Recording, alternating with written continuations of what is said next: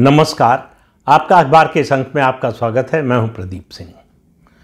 पाकिस्तान में इन दिनों आप देख रहे होंगे जो तस्वीरें आ रही हैं, तहरीके लब्बैक पाकिस्तान, ये एक संस्था है जिसके लोग सड़क पर उतरे हुए हैं। और सड़क पर क्यों उतरे हुए हैं कि गाज़ा समझौते में पाकिस्तान को शामिल नहीं होना चाहिए।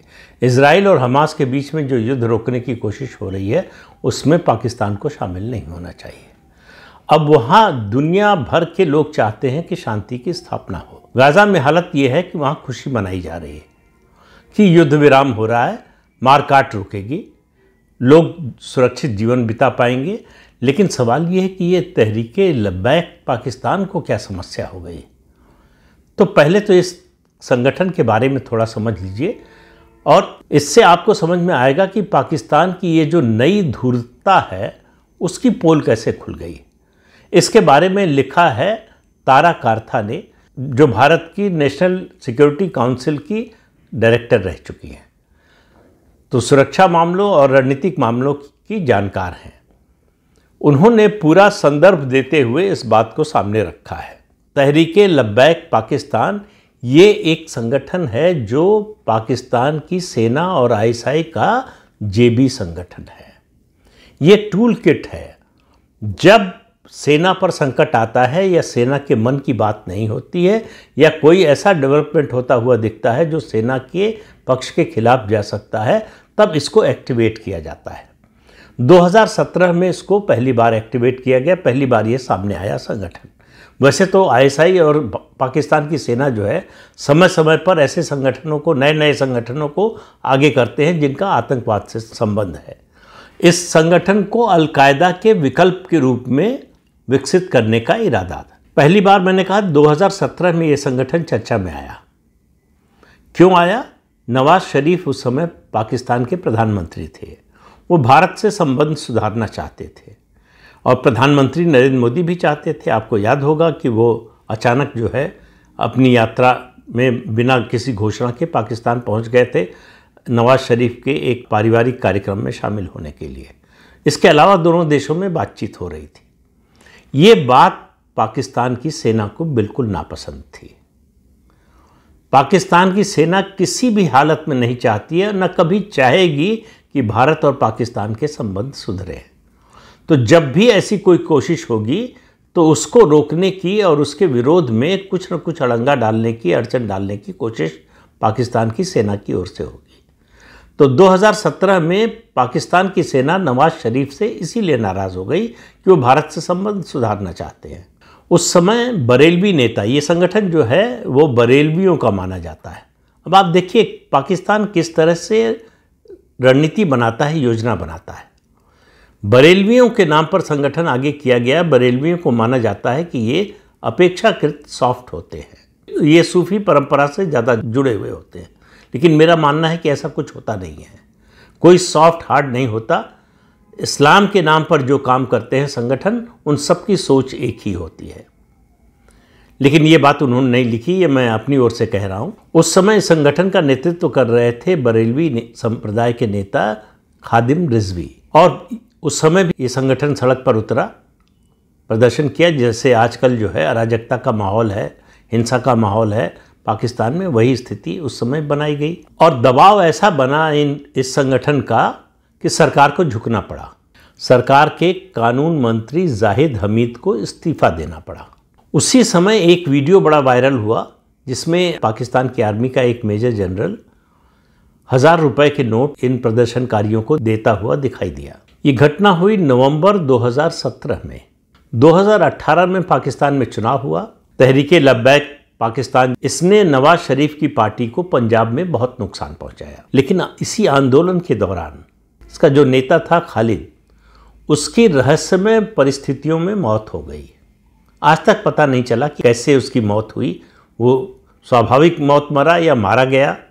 और पाकिस्तान में मारा गया ये कोई नई बात नहीं हो सकती है, बड़ी स्वाभाविक सी बात है। उसके बाद प्रतिबंध लग गया। लेकिन जैसा कि पाकिस्तान में होता है, ये प्रतिबंध 6 महीने से ज़्यादा नहीं टिका। 6 महीने बाद प्रतिबंध हटा दिया गया। और प्रतिबंध कैसे हटा? एलटीपी और पाकिस्तान की सेना के तत्कालीन प्रमुख जनरल बाजवा के साथ एक गुप्त समझौता हुआ। आप समझिए, एक आतंकवादी संगठन के साथ पाकिस्तान की सेना के प्रमुख का गुप्त समझौता हो रहा है, और वो हुआ। खादिम रिजवी के बाद साद रिजवी, उनका बेटा जो था, वो अब इस समय साद रिजवी ही नेतृत्व कर रहा है, वो इस संगठन का नेता बना। अब 2022 में इमरान खान उस समय प्रधानमंत्री थे पाकिस्तान के, उनके और पाकिस्तान की सेना के बीच में ठन गई। फिर इस टूल किट की सेना को ज़रूरत पड़ी, फिर को सड़कों पर उतार दिया गया। आप ये याद रखिए, इस पाकिस्तान की सेना की टूल किट है, जब ज़रूरत होती है तब इसको सड़क पर उतारते हैं। उसका नतीजा ये हुआ कि 1 महीने के अंदर इमरान खान को प्रधानमंत्री पद से हटना पड़ा। 2023 में तहरीके लब्बैक पाकिस्तान अब जो है एक राजनीतिक दल के रूप में रजिस्टर हो गई। एक आतंकवादी संगठन जिस पर बैन लग चुका था, बैन हटवाया गया एक गुप्त समझौते के तहत, और उसके बाद ये पॉलिटिकल पार्टी बन गई। 2024 के चुनाव के लिए ये तैयार थी, उसका वोट शेयर तो गिरा, पर इसका आकार, संगठन का आकार जो है लगभग 3 गुना हो गया। अब वर्तमान में आइए, तारा कार्था कहती हैं कि ट्रंप के साथ कोई भी लंच वो फ्री नहीं होता, उसकी एक कीमत चुकानी पड़ती है। और आसिम मुनीर तो 2 बार लंच कर चुके हैं, बाद में अपने प्रधानमंत्री को भी साथ ले गए थे, और जो है रेयर अर्थ मिनरल्स पॉलिश वॉलिश करके एक ट्रे में लेके गए थे, वो भी भेंट किया, ये सब किया। जल्दी ही पता चल गया कि आखिर ये प्रेम क्यों उमड़ रहा है डोनाल्ड ट्रंप का आसिम मुनीर और पाकिस्तान पर। ट्रंप चाहते हैं, यानी अमेरिका चाहता है कि अब्राहम अकॉर्ड जो हो रहा है उसका हिस्सा पाकिस्तान बने। अब अब्राहम अकॉर्ड का हिस्सा बनने का, पाकिस्तान के हिस्सा बनने का मतलब है कि वो इजराइल को मान्यता दे। इसके लिए पाकिस्तान को अमेरिका ने एक और पुरस्कार दिलवाया, सऊदी अरब से एक डिफेंस पैक्ट करा दिया कि अगर सऊदी अरब पर हमला होगा तो पाकिस्तान पर माना जाएगा, पाकिस्तान पर हमला होगा तो सऊदी अरब पर हमला माना जाएगा, तो दोनों एक दूसरे की सुरक्षा करेंगे। ये अकॉर्ड हुआ 15 सितंबर को, और उसके बाद से पाकिस्तान का हौसला बहुत बढ़ गया। इस बीच ट्रंप ने घोषणा कर दी कि पाकिस्तान ने ये जो शांति का प्रस्ताव है इजराइल और हमास के बीच में, उसको स्वीकार कर लिया। इसके नाम पर पाकिस्तान में हंगामा मच गया, पाकिस्तान की संसद में इस पर हंगामा हुआ। अब इस समझौते का मतलब है कि हमास एक सैन्य शक्ति के रूप में उसका अस्तित्व समाप्त हो जाएगा।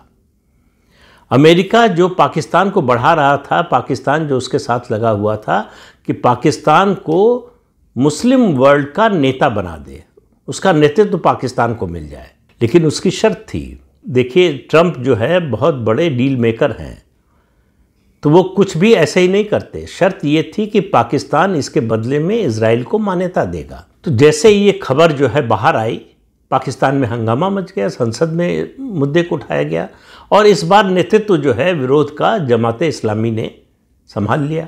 अब पाकिस्तान अगर इस मुद्दे पर पीछे हटती, अमेरिका को जो आश्वासन दिया था उससे पीछे पाकिस्तान हटता, तो फिर पाकिस्तान के नेताओं से मेरा मतलब है सिर्फ आसिम मुनीर से समझिए, बाकी वहाँ की जो सरकार है, प्रधानमंत्री है, बाकी मंत्री हैं, मंत्रिमंडल है, उसका कोई लेना देना नहीं। तो कुछ ही दिनों में तहरीके लब्बैक पाकिस्तान भी सड़कों पर आ गई, ये गाज़ा अकॉर्ड के विरोध में। अब फिलिस्तीन में तो इसका स्वागत हो रहा था, इस अकॉर्ड का, इस शांति समझौते का जश्न मनाया जा रहा था। ऐसे में पाकिस्तान में क्यों विरोध हो रहा था, ये किसी की समझ में नहीं आ रहा था। यहीं पाकिस्तान की धूर्तता छिपी हुई थी। इन शब्दों का इस्तेमाल तारा कार्था जी ने नहीं किया है, मैं कह रहा हूँ। इसी में पाकिस्तान की धूर्तता छिपी हुई थी। वो कैसे डबल गेम खेलता है, साथ होने का नाटक करके कैसे धोखा देता है, कैसे पीठ में छुरा मारता है, ये सामने आ गया। तहरीके लब्बैक पाकिस्तान ने कहा कि वो मुरीदके में डेरा डालेगी, और इस खबर को, ये जो प्रदर्शन हो रहा है, इसको अंतर्राष्ट्रीय मीडिया में खूब प्रचार मिला, और प्रचार मिला तो जो पाकिस्तान चाहता था वो हो गया।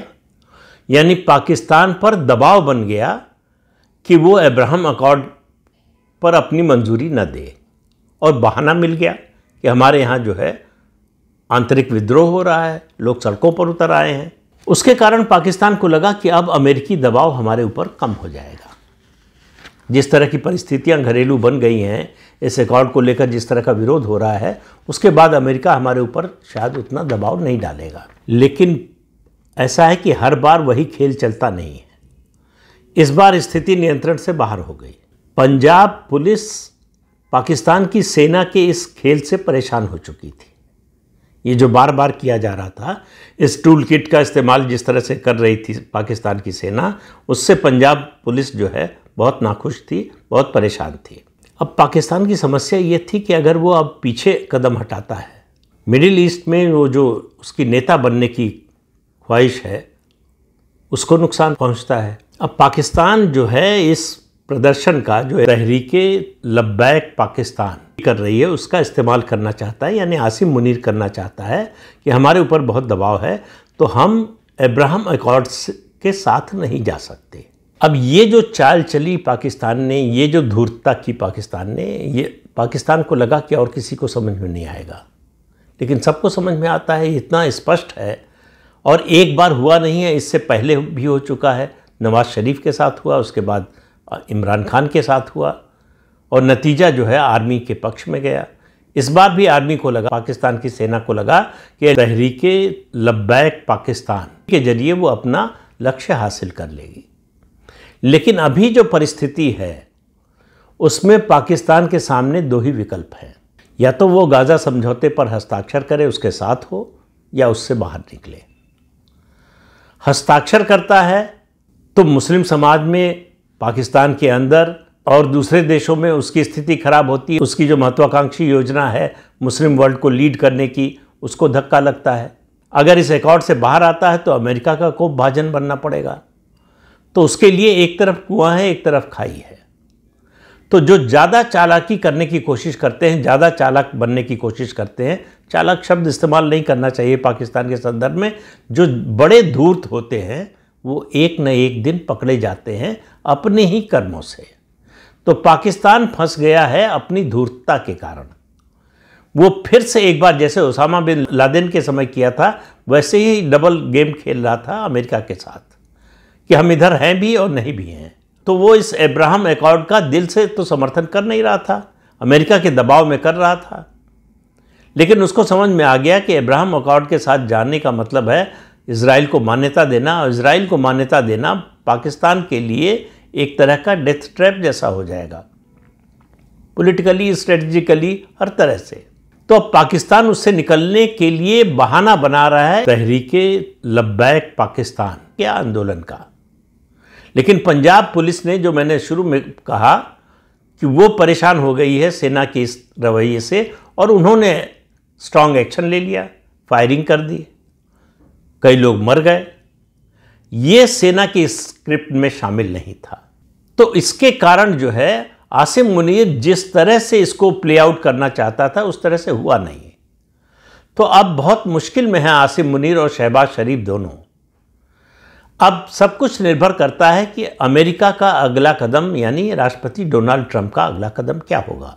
लेकिन पाकिस्तान पूरी तरह से एक्सपोज हो गया है डोनाल्ड ट्रंप के सामने भी, कि वो उनको भी धोखा देने की कोशिश कर रहा है, जैसे उसने बुश को दिया था, जैसे उसने ओबामा को दिया था। तो तीसरी बार वो सफल होगा ऐसा लगता नहीं है, लेकिन देखिए नतीजा क्या निकलता है। आने वाले कुछ दिनों में ही बहुत स्पष्ट हो जाएगा सब कुछ। तो इस अंक में इतना ही, अगले अंक में फिर मिलेंगे किसी नए मुद्दे के साथ। तब तक के लिए अनुमति दीजिए। आपसे अनुरोध है कि चैनल देखिए, शेयर कीजिए, लाइक कीजिए और सब्सक्राइब जरूर कीजिए। नमस्कार।